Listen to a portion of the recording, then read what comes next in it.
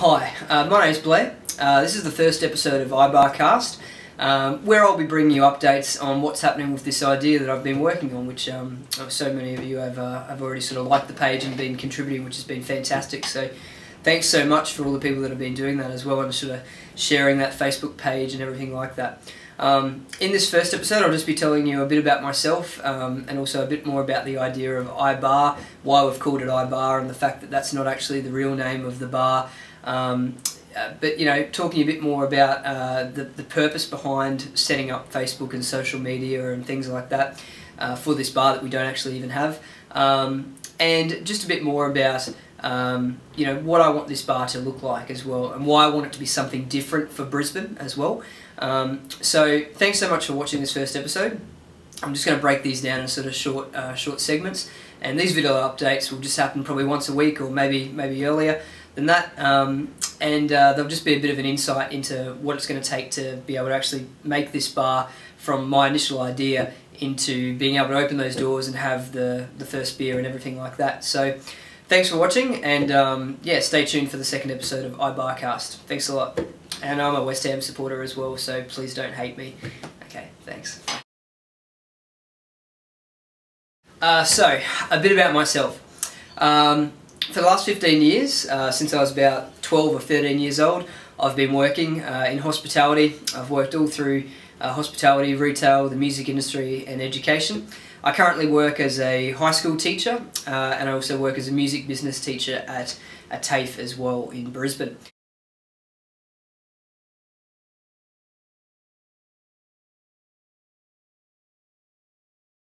So, heaps of people have been asking, why have we called it iBar? iBar Brisbane kind of thing. You know, people have asked us, why have you actually set up a Facebook site or a Tumblr site or something like that? And the reason behind that is because I wanted to look at this in three ways. And the reason, first of all, why it was called iBar is basically I wanted to create something online with an online community that can help me with my ideas, so that we can see little things that maybe won't work you know, from day one kind of thing, or maybe someone's got a better idea for one of the ideas that I've got. We can use an online community that's on Facebook, that's on Tumblr, that's on Twitter. We can connect with so many more people with this idea that I have for with this sports, music and gaming bar. So instead of sort of keeping all my ideas to myself and never sort of seeking feedback or anything like that, I'm being a lifelong learner, and it's one of the things, you know, I learned at uni and that I've always sort of been teaching my students as well. You have to ask people for advice, and you have to get criticism and feedback and all these types of things. And I think that the idea of the iBar kind of thing, coming up with the name the iBar, is something that, you know, we were trying to look at the whole idea of iPhone, you know, all that type of internet kind of idea. And so I figure that, you know, we don't have a name for the bar yet. Who knows what that's going to be? That might be something that somebody comes up with on that online community, and that's another amazing way that we can sort of tap into people to get involved in our idea. But I think that by creating sort of an online fan base, or a fan base to start with kind of thing, of punters who will end up coming to our venue rather than we just open the doors and that's it kind of thing, we can really have an amazing success from the day that we actually open. We've already got these people who are behind the idea, who are behind the brand, who know what this is all about. So I think that's really important as well, to sort of think about outside the box, you know, how we can do this online now to generate ideas and generate feedback, and get people behind this idea for this bar as well. So the idea for iBar is basically, you know, we're making it over the internet kind of thing.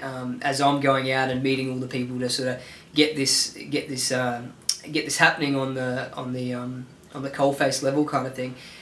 There's all these people out there that are helping, that are behind this idea, that believe in me to sort of make this kind of happen. So the idea of like putting everything on Facebook, Twitter and the Tumblr site to sort of generate ideas and get more people behind this idea serves three purposes, which I've sort of developed. The first one is sort of creating an online portfolio.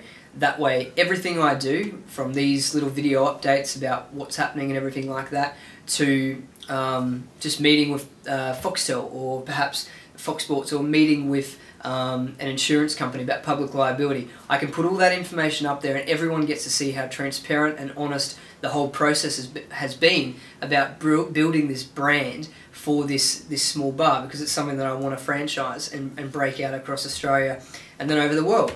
And so by having an online portfolio, I think that's a great way to really sort of open that up to other creative people, other business leaders, and perhaps maybe an investor, someone that might come along and go, you know what, this guy's got a good idea, here's $1 million. And if you're out there, please contact me at ibarbrisbane@gmail.com. But the point is, like, that's one of the reasons that I've sort of set all this stuff up. Another reason is to be able to create an educational portfolio. So I teach music business. Teach my students how to book a venue and how to book a band and how to run a venue. And I also teach my other students at my high school, you know, how to manage all those types of things as well in the music industry. So in that situation, I kind of thought that it'd be an interesting idea to sort of put all these together, all these ideas together, so that from day one, a student or a young person could look back on it and sort of go, okay, this is how this guy had this idea, and look at how it's gone up to the point where they've opened the doors and they've had that first beer and they're a success. And I think if we can document all that kind of process, that'd be an amazing thing to look back on, not only for me, but also to be able to put that perhaps into some kind of educational aspect as well. Just when I was running Brisbane Sounds, I had so many young people all the time contacting me, how do I run a festival, how do I run a gig, you know, I want to do all this kind of thing. And it's like, you know, I sort of had to tell them, you know, you've got to start small, you've got to see your mistakes, you've got to learn from those type of things as well. But I think the main thing about it as well is, you know, they didn't really know where to go. And the same thing happened to me when I started out. I didn't know where to go to get advice and information, and you've got to ask people, you've got to step up and really ask people and learn from other people as well. And I think if I can put something like this together, this could be a great little educational tool that can help people, especially young people who want to get into event management or running a bar or anything like that. So that's the other purpose as well. And of course the other obvious purpose for setting all this up is, which I sort of went into before, is that whole idea of creating an online space where people can generate their own ideas and contribute their ideas, and we can work as a community to build this bar from scratch kind of thing. And you know, I'm the person that's leading that. But you know, I think it's just an amazing thing that we've got all this social media now. I may as well use it for this kind of purpose and put all this stuff together. So yeah, that's basically the three reasons why I've called it iBar, and basically a bit of a background to that whole idea and that process kind of thing. But I guess the main thing to take away from all of that is that the real bar will not be called iBar. You know, I don't have the money or the power to fight Apple or anything like that. So you know, it's basically just an idea to get it out there kind of.